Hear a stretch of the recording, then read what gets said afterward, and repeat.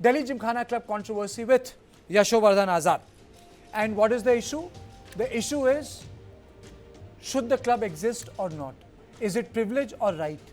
Is it correct for the centre that it should go away in the name of defence? If it does, what about other clubs?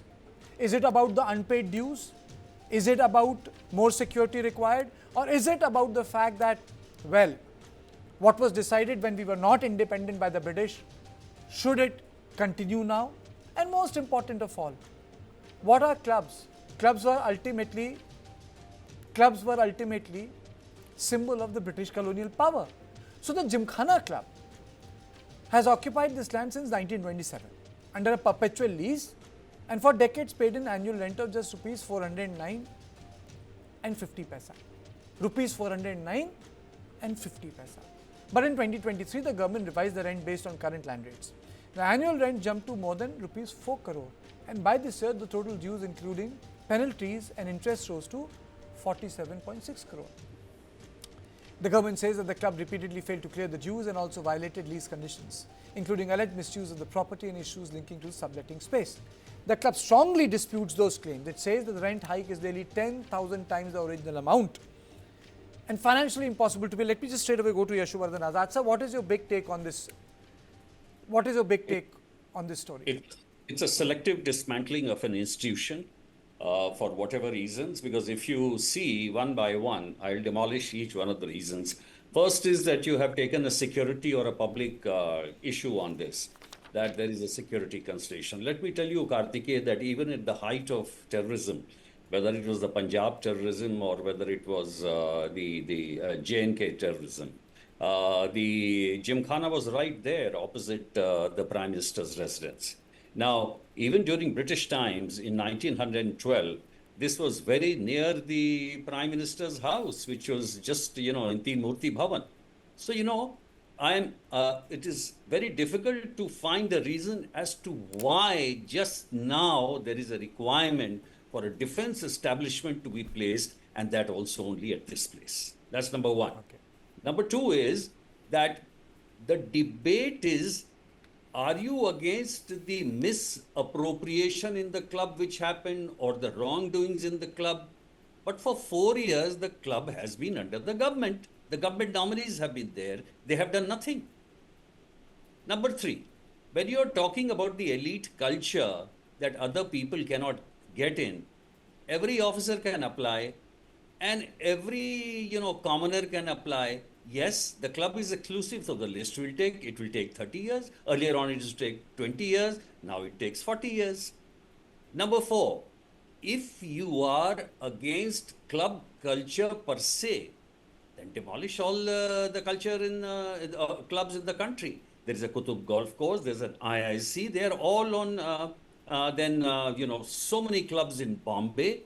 And number five, if you're talking about a lease, then lakhs and lakhs of establishments are under lease. Then there should not be a selective scrutiny. Let there be a general scrutiny of all the leases given in Delhi. So none of the arguments really stand. So what is the issue, sir? Why is centre going after Gymkhana? The issue is because in some of the channels, I heard the BJP spokesman saying that there should be an egalitarian kind of an approach. No feudal era can remain. So I asked them, I told them, if you are against feudalism, then why have you given 15 acres for every minister? And who is actually an elite? An elite, if he has most connections and wealth and power and skill, then who is better than four-time politicians or the ministers who have the access to everywhere and they belong to the strongest power club? And one thing, Kartikeya, what about the best government club? That is called the Ashoka Hotel, where all the rich go and relax and the government nominees. Why it has not been privatized? This is the best club. The second, the Constitution Club. Why you're adding gyms and fancy restaurants and things like that? I mean, they should all be abolished. And in fact, if you look at it, then the entire landscape of Delhi, the clubs will be taken off and there'll be no social spaces. Okay, let me ask you this question, sir.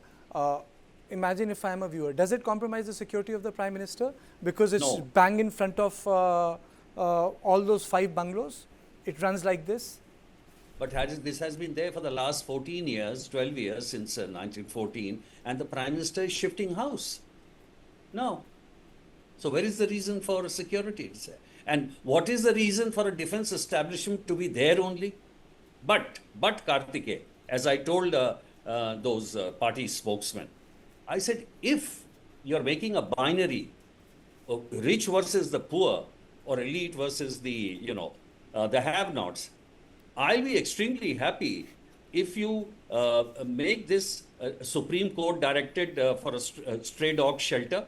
Go ahead and do it. I will welcome it. Even during the height of terrorism, which is in Punjab and Kashmir, the issue of Gymkhana never came up. He said the issue of Gymkhana never came up. He also says that it should not be an issue of Lutyens Delhi versus egalitarianism, because if that's the case, then there are other clubs all around the world, all around India. For example, there's a club in Kolkata, there's a club in Mumbai, there are clubs in Mumbai. I would not choose the word clubs in Mumbai. There are clubs all over the places. So what about those areas? And lastly, there are also clubs in Delhi where elites go. So what makes Gymkhana so important? I think the larger debate here is Gymkhana, and I would keep myself to that, creating security problem for the Prime Minister. Because if Gymkhana Club is creating security problem for the Prime Minister, then it should close. If there's other reason, I think then there is a story. And that's where I am interested in as a journalist.